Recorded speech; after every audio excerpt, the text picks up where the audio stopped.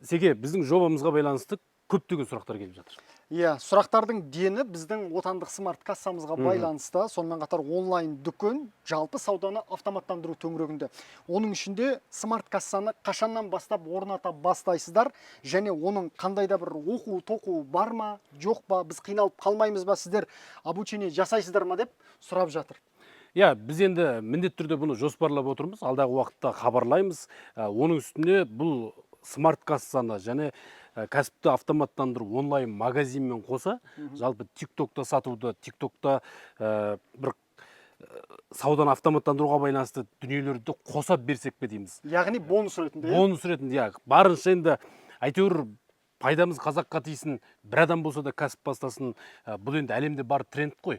Осы дүниені қазақ қоғамына әкеліп неге жасамасқа? Әрине, әрине. Сондықтан достар, міндетті түрде біздің алдағы видеоларды қараңыздаршы. Біз пайдалы болатын, әсіресе кәсіп бастағысы келетін, немесе дәстүрлі саудамен айналысып жүрген азаматтарға пайдалы болатын тамаша дүниені жасадық, және оны сіздерге жақын арада толыққанды ұсынатын боламыз.